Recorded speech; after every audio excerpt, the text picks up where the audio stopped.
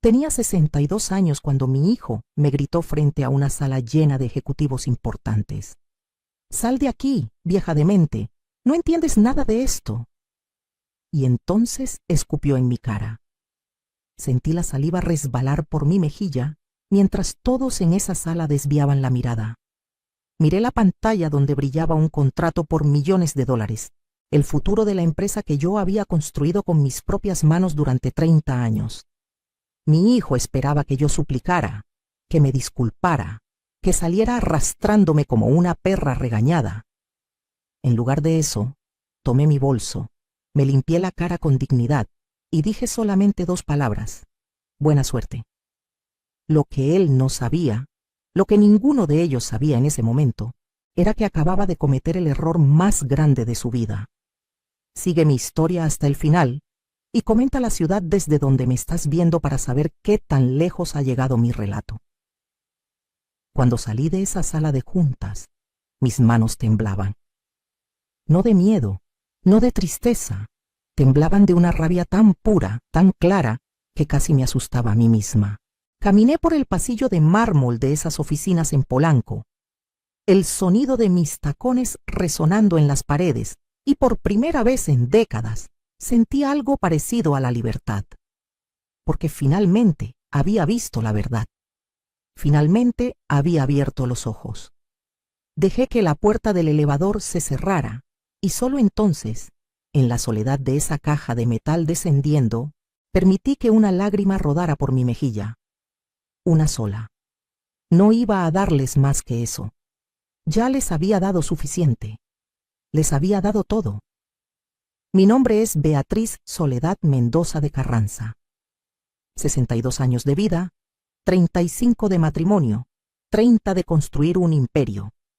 Y en ese momento, bajando en ese elevador, me di cuenta de que había pasado más tiempo construyendo sueños para otros que viviendo los míos propios.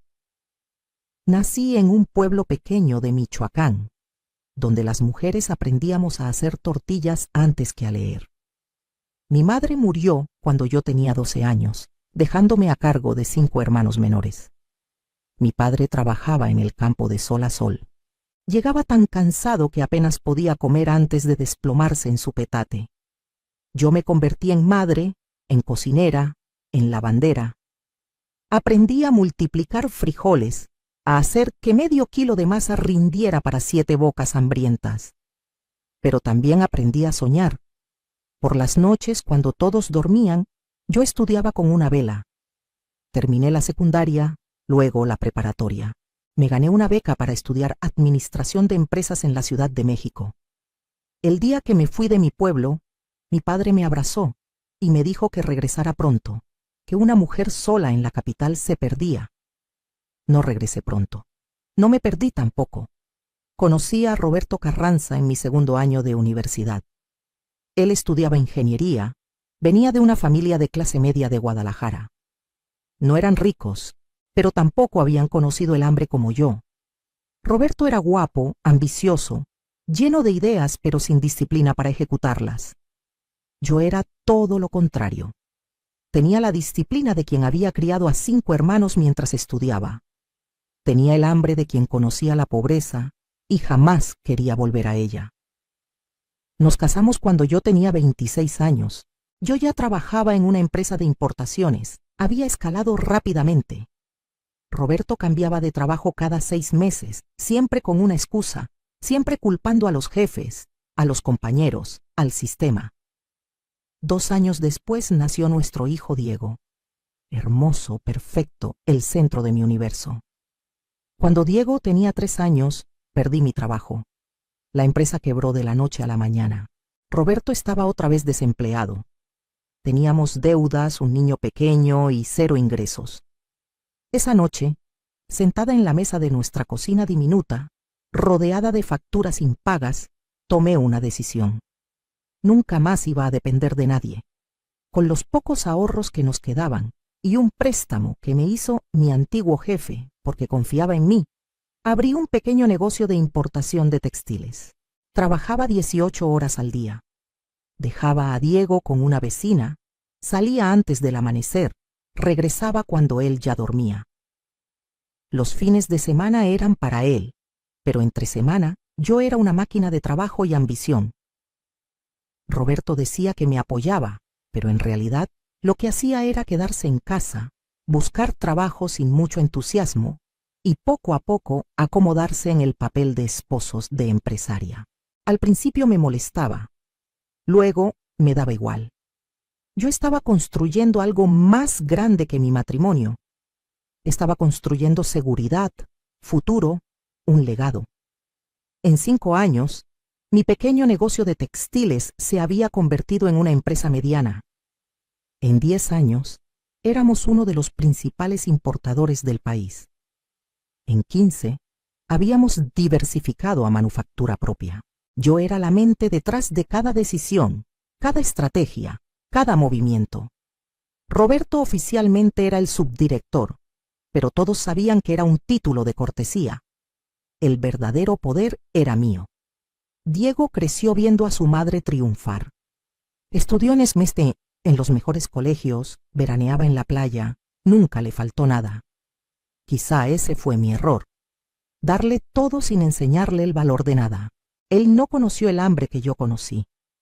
No tuvo que criar hermanos ni estudiar con velas. Su camino estaba pavimentado con mi esfuerzo, pero él creía que era su derecho, no mi regalo. Cuando tenía 18 años, me dijo que quería estudiar negocios internacionales. Por supuesto, mi amor, le dije. Lo mandé a una universidad privada carísima. Pagué su departamento, su coche, sus gastos. Se graduó con honores mediocres y expectativas altísimas. Quería entrar directo a la gerencia de la empresa. Yo le dije que no, que necesitaba aprender desde abajo como había hecho yo. Ahí comenzó el resentimiento. Diego sentía que le negaba lo que era suyo por derecho. Roberto, en lugar de apoyarme, lo consentía. Le decía que yo era muy dura, muy exigente, que no entendía a las nuevas generaciones. Poco a poco, padre e hijo se fueron uniendo en contra mía. Aún así, cedí. Siempre cedía cuando se trataba de Diego. Lo puse en una posición gerencial, quizá antes de que estuviera listo, y para mi sorpresa mostró talento. No mi disciplina, no mi visión a largo plazo, pero tenía carisma. Sabía hablar con clientes, cerrar tratos, venderse a sí mismo. Me sentí orgullosa. Mi hijo, finalmente demostrando su valor. Los siguientes años fueron de crecimiento acelerado. Diego traía contratos grandes. Yo me encargaba de que se ejecutaran perfectamente. Éramos un equipo, o eso creía yo. La empresa llegó a valer más de $100 millones. Teníamos oficinas en 3 países, más de 500 empleados. Yo era una de las empresarias más exitosas de México, y lo había logrado siendo mujer, siendo de un pueblo, siendo alguien a quien el mundo le había dicho que no podía. Pero el éxito tiene un precio, y yo estaba a punto de descubrir cuál era el mío. Comenzó con pequeñas cosas. Diego cuestionando mis decisiones en las juntas. Roberto apoyándolo, diciendo que yo estaba quedándome atrás, que no entendía las nuevas tecnologías, las nuevas formas de hacer negocios. Al principio lo tomé como debate saludable. Luego empezó a molestarme. No por el desacuerdo, sino por el tono. Había desprecio en la forma en que Diego me hablaba, como si yo fuera un estorbo, no la fundadora. Un día llegué a la oficina y encontré que habían cambiado mi asistente sin consultarme. La nueva chica era sobrina de Roberto, joven, sin experiencia. Cuando reclamé, Diego me dijo que Marina había renunciado porque yo era muy difícil de complacer. Eso me dolió. Marina había trabajado conmigo 8 años. La llamé esa noche. Ella lloró al teléfono. No renuncié, señora Beatriz. Me dijeron que usted ya no me necesitaba, que habían decidido hacer cambios. Me dieron liquidación y me pidieron que no la contactara. Sentí un escalofrío. Pero me dije a mí misma que era un malentendido, que Diego había manejado mal la situación, pero sin mala intención. Siempre encontraba excusas para él, siempre. Luego empezaron a excluirme de reuniones. Yo era la directora general, pero de pronto había juntas con clientes importantes de las que me enteraba después. Diego decía que no quería molestarme con detalles operativos, que yo debía enfocarme en la estrategia. Sonaba razonable, pero algo dentro de mí sabía que no lo era. Una noche, revisando papeles en casa, encontré documentos de la empresa que no había visto antes. Contratos firmados por Diego que comprometían a la compañía a inversiones riesgosas. Cuando lo confronté, explotó. Me gritó que yo no confiaba en él, que lo trataba como un niño, que él había traído esos contratos y tenía derecho a firmarlos. Roberto se puso de su lado. Tú lo sofocan, me dijo. Necesita espacio para crecer. Cedí otra vez. Siempre cedía. Los meses siguientes fueron extraños. Yo seguía siendo oficialmente la jefa, pero sentía que la empresa se me escapaba de las manos. Decisiones se tomaban sin mí. Gastos aparecían que yo no había autorizado. Cuando preguntaba, me trataban con condescendencia. «Ay, mamá, eso ya se aprobó en la junta del martes, ¿no te acuerdas?» Me hacían dudar de mi propia memoria. Cumplí 62 años un martes de octubre. Llegué a la oficina esperando quizá un pastel, una reunión sorpresa, algo. Nada. Diego ni siquiera estaba. Había salido a una reunión importante, me dijeron. Roberto me mandó un mensaje de texto. «Felicidades, viejita». Ni una llamada. Esa noche, sola en mi oficina, lloré. No por el cumpleaños olvidado, sino porque finalmente admití lo que había estado negando por años. Mi familia me despreciaba. El hijo por el que había sacrificado todo, el esposo al que había mantenido durante décadas, me veían como un estorbo, como algo viejo que había que remover. 2 semanas después llegó el contrato más grande en la historia de la empresa.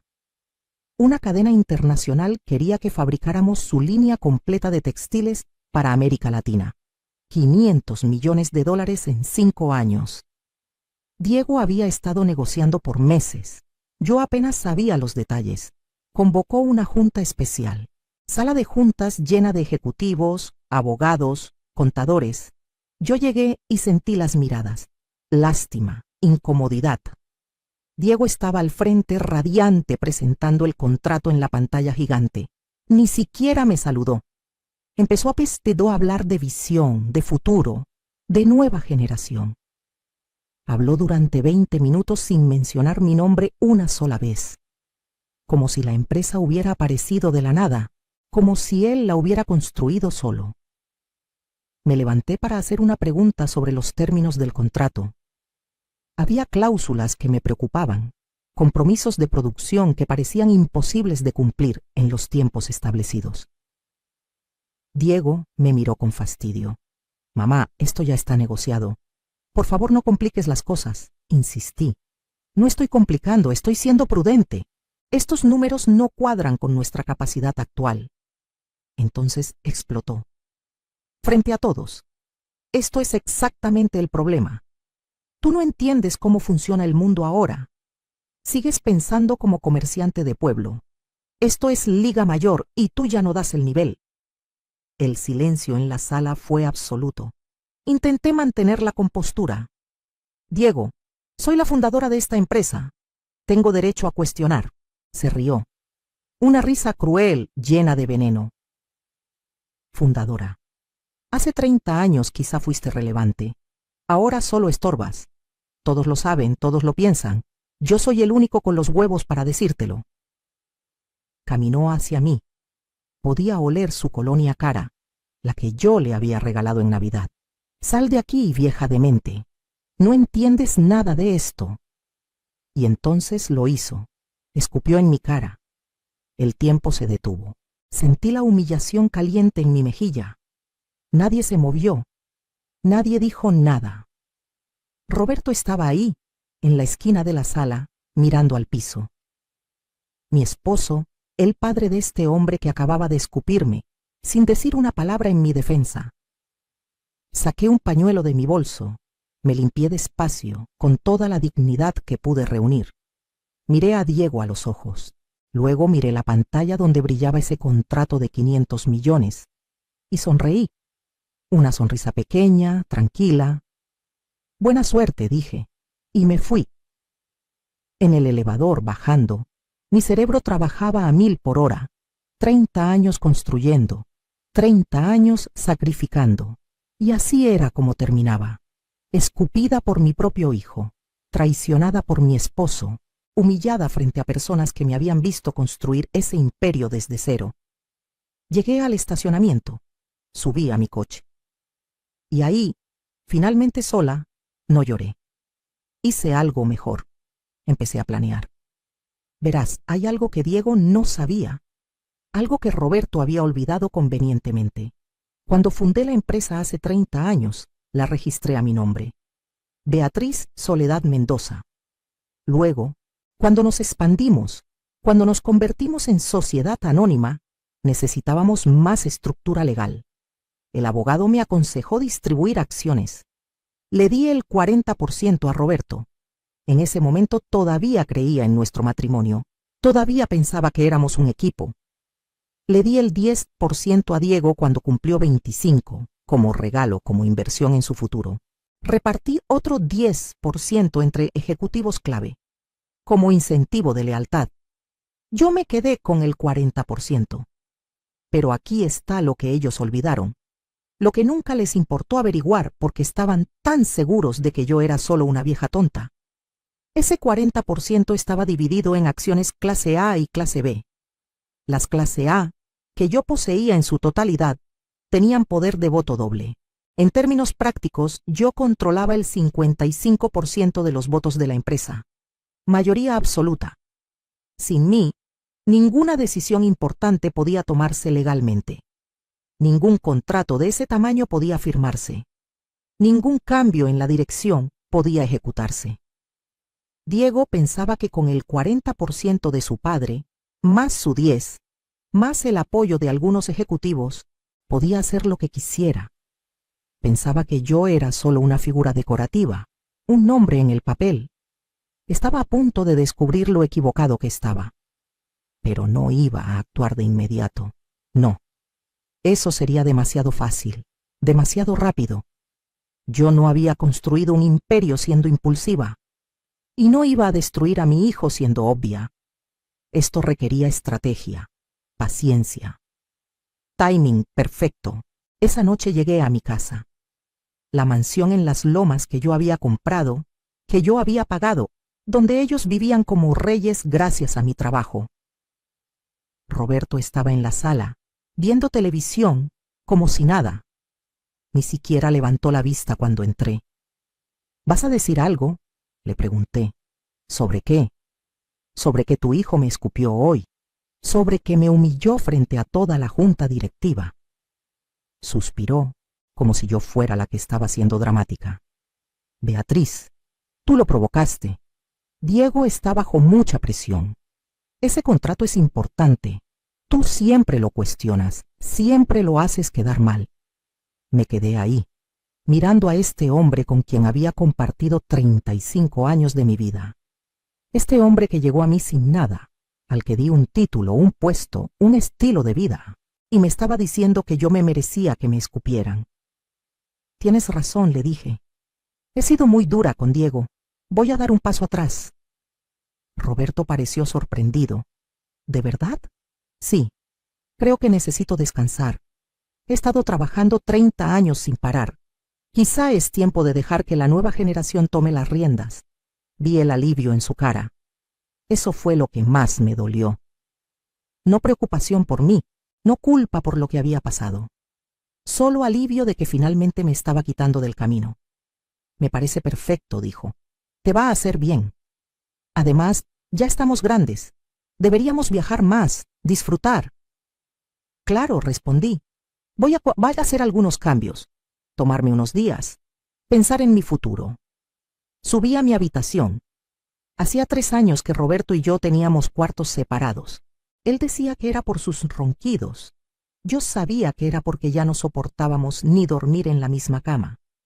Me dio igual. Prefería mi espacio. Cerré la puerta con seguro. Abrí mi laptop y empecé a investigar todo. Cada contrato que Diego había firmado en los últimos 2 años, cada gasto, cada decisión, y lo que encontré me heló la sangre.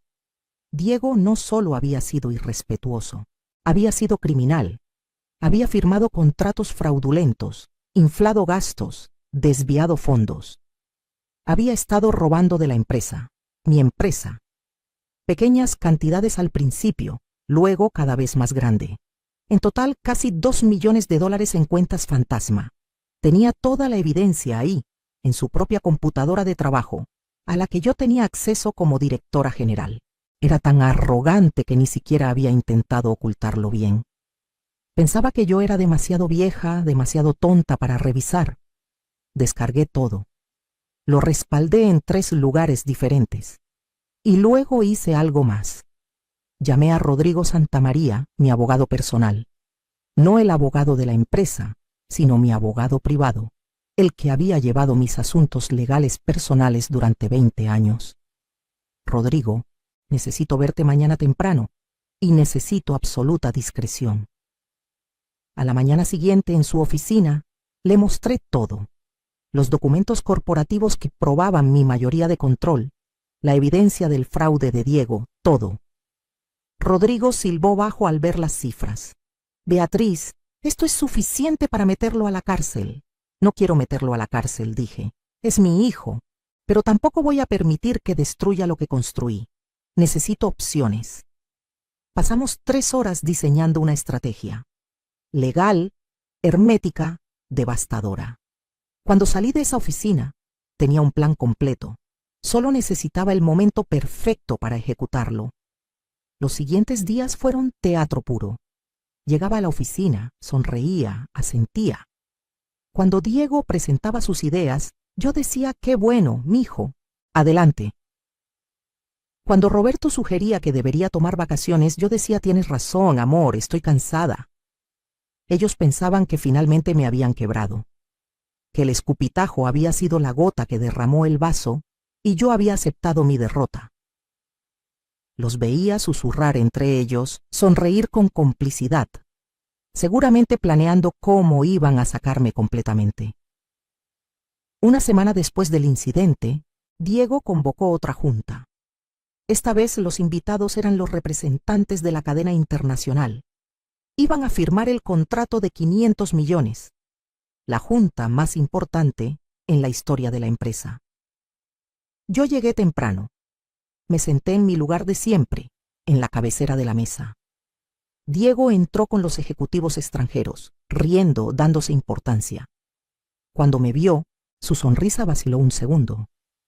Luego se recompuso. Mamá, qué bueno que pudiste venir. Aunque esto es bastante técnico, no sé si te interese quedarte para todo. Me encantaría quedarme, dije dulcemente. Después de todo, sigo siendo la directora general. Vi la irritación cruzar su rostro, pero no podía hacer una escena frente a los clientes. Comenzó su presentación. 40 minutos de palabrería, de proyecciones infladas, de promesas que yo sabía que no podíamos cumplir con nuestra capacidad actual. Cuando terminó, el CEO de la cadena extranjera preguntó si había alguna duda antes de proceder a la firma. Diego miró alrededor de la mesa con arrogancia. Nadie dijo nada. Entonces yo levanté la mano. Yo tengo una pregunta. Diego suspiró audiblemente. Mamá, por favor. Es una pregunta válida. Insistí, mirando al CEO extranjero directamente. Este contrato compromete a nuestra empresa a producir 5 millones de unidades en el primer año, ¿verdad? Así es, respondió el CEO. Nuestro nivel de producción actual es de 3 millones anuales. ¿Cómo planean cubrir esa diferencia, Diego? Diego se puso rojo. Ya lo tengo cubierto. Vamos a expandir las instalaciones. ¿Con qué capital? Según nuestros estados financieros, no tenemos liquidez para una expansión de esa magnitud. Ya conseguí un préstamo, me cortó. ¿Con cuál banco? ¿A qué tasa? ¿Con qué garantías? El silencio fue incómodo. Diego no tenía respuestas porque no había conseguido ningún préstamo. Había mentido, asumiendo que nadie verificaría. El CEO extranjero nos miraba con preocupación creciente. Señora Mendoza, ¿está usted diciendo que su empresa no puede cumplir los términos de este contrato? Miré a Diego, luego al CEO. Lo que estoy diciendo es que necesito revisar los números antes de comprometer a mi empresa a algo que podría quebrarla. Diego explotó. Tu empresa. Siempre tu empresa, ¿sabes qué? Ya estoy harto. Esta empresa ya no es tuya, es mía. Yo la levanté. Yo traigo los contratos. Tú solo estorbas con tu mentalidad antigua. Los ejecutivos extranjeros se miraron entre sí. Esto claramente no era lo que esperaban. Uno de ellos se levantó. Creo que necesitamos revisar algunos temas antes de proceder. Los contactaremos. Y se fueron. Todos. Dejando el contrato sin firmar sobre la mesa, Diego me miró con un odio que nunca había visto en sus ojos. Acabas de destruir el trato más importante de nuestras vidas. Acabé de salvar a esta empresa de un compromiso que la hubiera hundido. Respondí calmadamente. Pero no te preocupes, Diego. Ya no tendrás que lidiar con tu madre entrometida por mucho tiempo. Me levanté y salí. Sabía que detrás de mí, Roberto y Diego estaban planeando. Ya era hora. Ya casi era tiempo. Esa misma tarde, recibí la llamada que estaba esperando. El secretario del Consejo Directivo. Doña Beatriz, se ha convocado una junta extraordinaria del Consejo para mañana a las 9 de la mañana. Es urgente. Gracias por avisarme, respondí. Ahí estaré. Colgué y sonreí. Diego iba a pedir mi remoción. Iba a intentar sacarme de la empresa que yo fundé. Finalmente había llegado el momento que yo había estado esperando. El momento para el que me había estado preparando. Esa noche no dormí. No por nervios, por anticipación.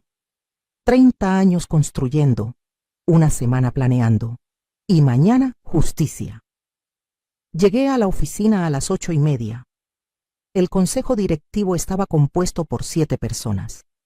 Diego, Roberto, 3 ejecutivos senior y 2 consejeros independientes. Yo era la 8ª, presidenta del consejo por ser fundadora y accionista mayoritaria. Cuando entré a la sala, todos ya estaban ahí. Diego en mi lugar, en la cabecera. Ese pequeño detalle me dijo todo lo que necesitaba saber sobre sus intenciones. Me senté en el único asiento vacío al lado de Roberto. Él ni siquiera me miró. Diego comenzó. Gracias a todos por venir con tan poco tiempo de anticipación. He convocado esta junta porque enfrentamos una crisis de liderazgo. Como todos fueron testigos ayer, mi madre, la señora Beatriz Mendoza, saboteó el contrato más importante en la historia de esta empresa. Uno de los ejecutivos, Gerardo, levantó la mano. Con todo respeto, Diego, tu madre hizo preguntas válidas. No teníamos respuestas. Diego lo fulminó con la mirada. Las respuestas las tenía yo. Ella me interrumpió, me hizo quedar mal, espantó a los clientes, y no es la primera vez. En los últimos meses ha estado obstruyendo el crecimiento de la empresa con su mentalidad retrógrada. Roberto habló. Es cierto, Beatriz, tú misma dijiste que estabas cansada, que querías dar un paso atrás. Quizá es momento de oficializar eso. Miré a mi esposo, el padre de mi hijo, vendiéndome como si nada. ¿Qué propones exactamente? Diego puso un documento en la mesa. Que renuncies como directora general, que vendas tus acciones a la empresa a precio de mercado, que te retires con una pensión generosa y dejes que quienes realmente entienden el negocio lo manejen. Tomé el documento, lo leí. Era una oferta de compra por mis acciones, a $20 millones. Sonaba como mucho dinero, excepto que la empresa valía 130 millones. Mis acciones valían al menos 50 millones. Me estaban ofreciendo menos de la mitad de su valor real. ¿Y si me niego? Pregunté calmadamente. Diego sonrió. Entonces el consejo votará tu remoción como directora general por incompetencia. Y luego iniciaremos un proceso legal para diluir tus acciones por obstrucción al crecimiento de la empresa. Interesante, dije. ¿Y creen que eso es legal? Tenemos abogados que dicen que sí. Puse el documento en la mesa. Qué curioso, porque yo también tengo abogados. Y me dicen algo muy diferente. Diego se inclinó hacia adelante. Mamá, no hagas esto más difícil de lo necesario. Ya perdiste. Acepta la oferta. Retírate con dignidad. Saqué mi laptop de mi bolso. La abrí. Conecté el proyector. ¿Me permiten mostrarles algo antes de que votemos? Vi a Diego ponerse nervioso. ¿Qué es eso? Solo algunos documentos relevantes. Si vamos a votar sobre el futuro de la empresa, todos deberíamos tener información completa, ¿no creen?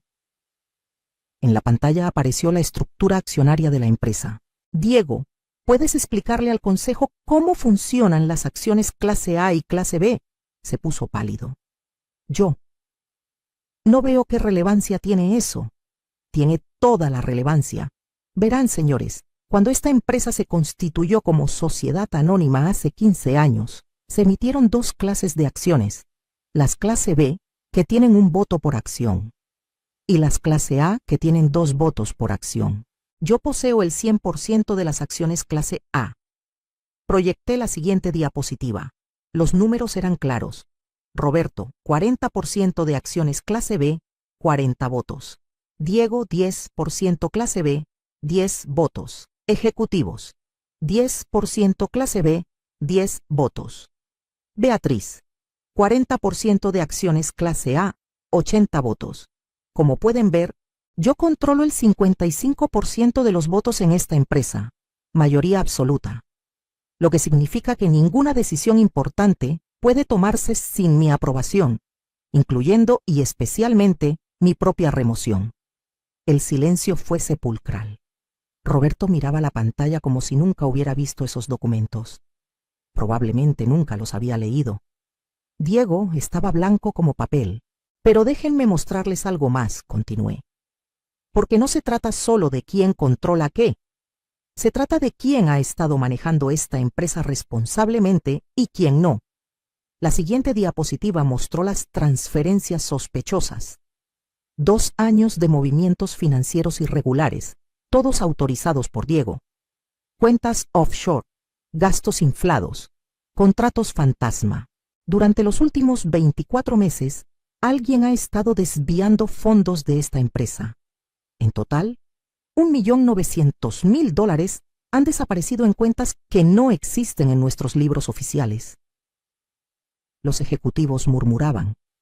Gerardo miraba a Diego con horror. Diego intentó hablar. Eso es. Tú no entiendes. Esos son gastos operativos. Gastos operativos a una cuenta en las Islas Caimán a tu nombre. Proyecté los documentos bancarios. Tengo aquí los estados de cuenta.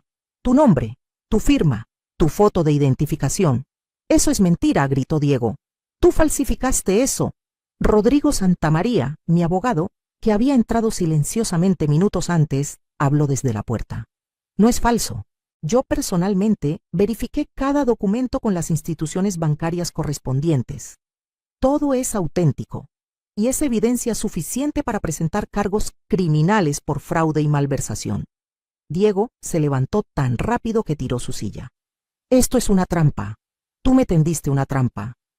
No, hijo, dije suavemente. Tú cavaste tu propia tumba. Yo solo la documenté. Me miró con un odio tan puro que casi me asustó. Pero ya no tenía poder sobre mí. Ya no podía hacerme daño. Roberto finalmente encontró su voz. Beatriz, espera. Podemos hablar de esto. Es nuestro hijo que me escupió en la cara hace 2 semanas. Nuestro hijo que ha estado robando de la empresa durante 2 años. Nuestro hijo que hace 5 minutos intentó estafarme en la venta de mis acciones por menos de la mitad de su valor. Ese hijo. No tienes que hacer esto, suplicó Roberto. Podemos resolverlo en familia. Lo miré. De verdad lo miré, quizá por primera vez en años, y vi a un hombre débil, un hombre que había vivido 30 años de mi éxito, que había permitido que su hijo me humillara porque era más fácil que enfrentarlo. Roberto, dije calmadamente, hemos terminado. Nuestro matrimonio, nuestra sociedad, todo. Mañana mis abogados te entregarán los papeles de divorcio. Se quedó con la boca abierta. No puedes. Puedo y lo haré. Tienes dos opciones. Firmas por mutuo acuerdo. Te quedas con tu 40% de las acciones clase B y una división equitativa de nuestros bienes personales. O peleamos en corte y expongo públicamente que sabías del fraude de tu hijo y no hiciste nada. Tú decides. Me volví hacia Diego. Y tú tienes tres opciones.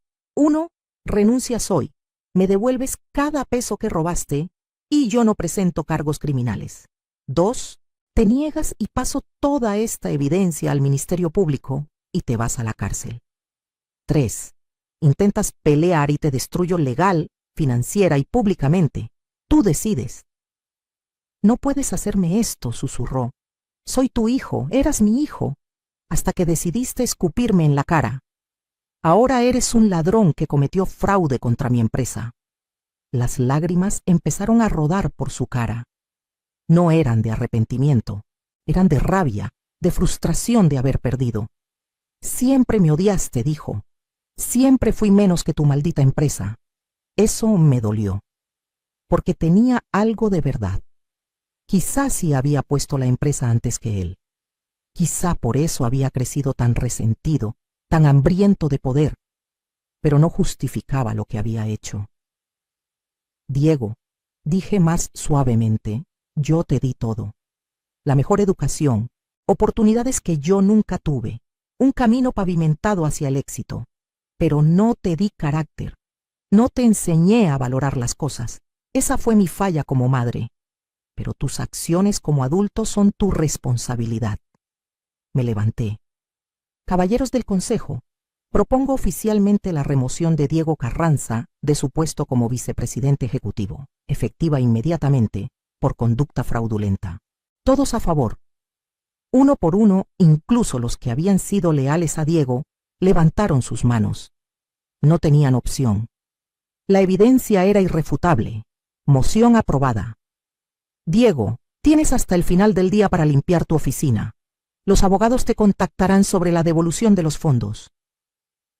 Diego salió de la sala dando un portazo que hizo temblar las paredes. Roberto se quedó sentado, con la cabeza entre las manos. Lo dejé ahí. Ya no era mi problema. Los siguientes meses fueron un torbellino.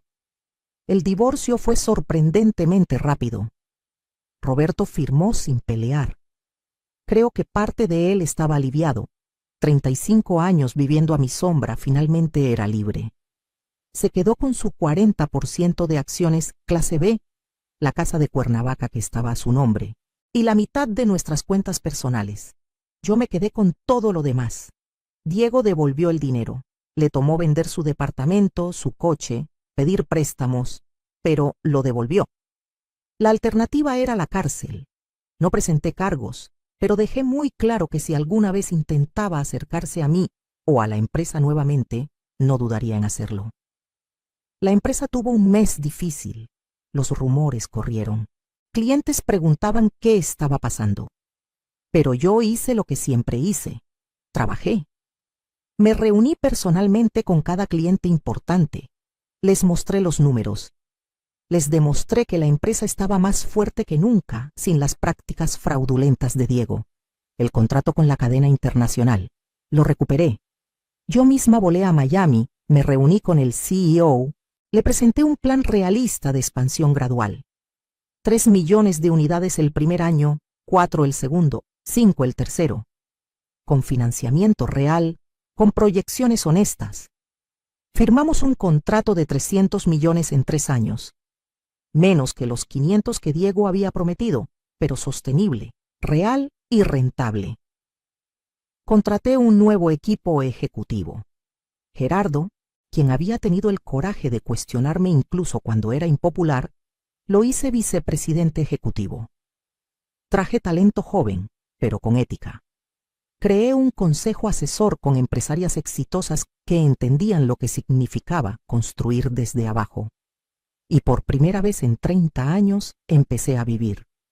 Me compré un departamento en La Condesa. Moderno, luminoso, completamente mío, sin memorias de Roberto, sin cuartos donde Diego creció. Nuevo, fresco. un lienzo en blanco. Empecé a viajar, no por negocios, sino por placer. Fui a España, caminé por las calles de Barcelona. Fui a Argentina, bailé tango en Buenos Aires. Fui a mi pueblo en Michoacán, donde todo comenzó, y construí una escuela. La Escuela Beatriz Mendoza para niñas de escasos recursos, para que otras como yo tuvieran una oportunidad. Me dejé crecer el cabello, que había mantenido corto y práctico por décadas. Me salieron canas plateadas hermosas. Me las dejé. Eran medallas de batalla. Un año después de aquel día en la sala de juntas, la empresa valía $180 millones. Habíamos crecido 50 millones sin Diego, sin Roberto, sin las prácticas fraudulentas, porque la empresa nunca fue ellos, siempre fui yo. Empecé a dar conferencias. Universidades me invitaban para hablar sobre emprendimiento, sobre mujeres en los negocios. Al principio me daba pena. Yo, una mujer de un pueblo de Michoacán, hablando frente a auditorios llenos de estudiantes. Pero luego entendí. Mi historia importaba, mi voz importaba. Hablaba sobre los sacrificios, pero también sobre los errores. Sobre cómo había puesto la empresa antes que mi hijo, y quizá por eso lo perdí. Sobre cómo había aguantado un matrimonio muerto por décadas por miedo a estar sola. Sobre cómo la sociedad nos dice que las mujeres debemos ser suaves, complacientes, especialmente con nuestros hijos y esposos. Y cómo eso casi me destruye, les decía a esas jóvenes. Ser exitosa no significa ser perfecta, significa ser fuerte. Significa ponerte de pie cada vez que te escupen en la cara, literal o figurativamente.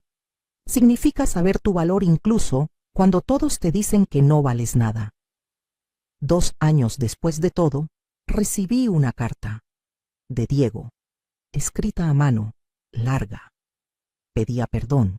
Decía que había estado en terapia, que finalmente entendía cuánto daño había hecho, que no esperaba que lo perdonara, pero que necesitaba que supiera que lo sentía. La leí 3 veces. Lloré, porque seguía siendo mi hijo. A pesar de todo, una parte de mí todavía lo amaba, pero también sabía que perdonar no significaba olvidar, y definitivamente no significaba dejar que volviera a mi vida. Le respondí, una carta corta. Le agradecí por su honestidad, le deseé lo mejor en su proceso de sanación. Le dije que quizá, con tiempo, podríamos tener algún tipo de relación, pero que nunca volvería a ser parte de la empresa. Ese capítulo estaba cerrado. Roberto intentó comunicarse varias veces, llamadas que no contesté, mensajes que no respondí. Finalmente se dio por vencido. Escuché por ahí que se había casado con una mujer 20 años menor. Me dio risa. Después de 35 años conmigo, necesitaba a alguien que no lo hiciera sentir tan inadecuado. Le deseé suerte. La iba a necesitar. En mi cumpleaños 65, organicé una fiesta. No en la mansión que había vendido, en mi departamento nuevo o mi espacio. Invité a mis ejecutivos, a amigas que había descuidado durante años de enfocarme solo en el trabajo, a mujeres empresarias que admiraba. Brindamos. No por la empresa, no por el dinero, por mí, por Beatriz Soledad Mendoza, la niña de Michoacán que crió a 5 hermanos, que estudió con velas, que construyó un imperio, que perdió a su familia pero se encontró a sí misma. Una de las invitadas, Carmen, una empresaria textil de Colombia, me preguntó, ¿lo volverías a ir y hacer? Sabiendo cómo terminaría, ¿volverías a tener a Diego? La pregunta me golpeó. Pensé en el bebé perfecto que había sido, en sus primeras palabras, sus primeros pasos, en el niño brillante que hacía preguntas sobre todo, en el adolescente que alguna vez me dijo que yo era su heroína. Sí, respondí, lo volvería a tener, pero lo criaría diferente. Le enseñaría a valorar el esfuerzo, no solo el resultado. Le mostraría que el respeto se gana, no se exige. Le haría trabajar por todo como trabajé yo. Pero también, agregué, me elegiría a mí misma más seguido. No esperaría 30 años para poner límites. No aguantaría la primera falta de respeto, y mucho menos la 10ª. Me amaría a mí misma tanto como amé a mi empresa. La fiesta duró hasta las 3 de la mañana. Bailamos salsa, cumbia, hasta rancheras. Yo, con mis 65 años, bailé como no había bailado en décadas, porque finalmente era libre. Hoy, mientras escribo esto, tengo 68 años. La empresa vale $250 millones. Pero más importante que eso, yo valgo. Lo sé, lo siento, lo vivo cada día. Sigo trabajando, pero ahora en mis términos. 3 días a la semana en la oficina, el resto haciendo lo que me da la gana. Viajo, leo. Tengo un grupo de amigas con las que me reúno cada semana. Incluso salí con un par de hombres, aunque nada serio. Estoy bien sola. De hecho, estoy mejor que nunca. La escuela en Michoacán tiene ahora 200 alumnas. Niñas brillantes, hambrientas de oportunidades como lo estuve yo. Les doy becas completas, uniformes, útiles. Algunas ya están en la universidad. Una me escribió hace poco diciendo que quería estudiar administración de empresas como yo. Lloré de orgullo. Esa niña no es mi hija de sangre. Pero está aprendiendo de mí lo que Diego nunca aprendió, que el éxito no se hereda, se construye, que el respeto no se exige, se gana, que ser mujer en un mundo de hombres no es una desventaja, es una fortaleza. A veces me preguntan si me siento sola sin familia. Les digo que tengo familia. Tengo 200 hijas en Michoacán. Tengo un equipo de ejecutivos que me respeta. Tengo amigas que me valoran. Tengo a Beatriz. Y ella es suficiente. El otro día pasé frente a la oficina donde Diego me escupió hace 6 años. Esa sala de juntas está ahora llena de fotos de mujeres empresarias inspiradoras. Mi foto está ahí también. No por vanidad, sino como recordatorio. Para cada mujer que entra a esa sala, para que sepa que no importa cuántas veces te tiren, puedes levantarte. No importa quién te traicione, puedes sobrevivir. No importa cuántos te digan que no puedes, tú sabes que sí. Mi historia no es única.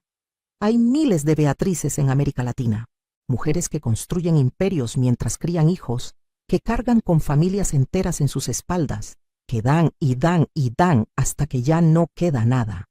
Y luego, cuando se atreven a poner límites, son llamadas egoístas, malas madres, malas esposas. A todas esas mujeres les digo, tu valor no depende de cuánto aguantes, depende de cuánto te valores a ti misma. No esperes a que te escupan en la cara para reaccionar. No esperes a cumplir 62 para vivir para ti. Pero si ya llegaste a ese punto, si ya tocaste fondo, déjame decirte, no es tarde. Nunca es tarde para levantarte, para reclamar tu poder, para construir la vida que mereces. Hoy, cuando me miro al espejo, veo a una mujer con arrugas ganadas honestamente. Veo canas que representan sabiduría, no solo edad. Veo ojos que ya no buscan aprobación de nadie. Veo a Beatriz Soledad Mendoza, empresaria, fundadora, sobreviviente, guerrera. Y veo a una mujer que, después de dar tanto a todos, finalmente aprendió a darse a sí misma. Esa es mi historia. Una historia de traición, sí, pero también de resurrección, de descubrir que cuando pierdes todo, a veces te encuentras a ti misma. Y ese es el mejor regalo de todos. A mi hijo Diego, donde sea que esté, le deseo que encuentre paz, que aprenda las lecciones que yo no pude enseñarle, que algún día entienda que lo que hice no fue venganza, fue justicia, y que espero que sea mejor padre de lo que yo fui madre. A Roberto, que tuvo 35 años de oportunidades para ser mi compañero, y eligió ser mi sombra, le deseo que encuentre su propia luz, que deje de vivir del éxito de otros y construya el suyo. Y a las mujeres que están leyendo esto, escuchando esto, viviéndolo, ustedes son más fuertes de lo que creen, más valiosas de lo que les dijeron, más capaces de lo que imaginan. No dejen que nadie, ni siquiera su propia familia, les haga creer lo contrario. Cuando alguien te escupa en la cara, literal o figurativamente, Tienes dos opciones. Puedes quedarte ahí, limpiarte y agachar la cabeza, o puedes limpiarte, levantar la cabeza y decir, buena suerte, y luego mostrarles exactamente quién eres. Yo elegí la segunda opción, y cambió mi vida. ¿Qué harías tú en mi lugar? Comenta abajo. Y recuerda, nunca es tarde para elegirte a ti misma. Nunca es tarde para reclamar tu poder. Nunca es tarde para vivir la vida que construiste con tus propias manos. Soy Beatriz Soledad Mendoza. Tengo 68 años. Y mi vida apenas está comenzando.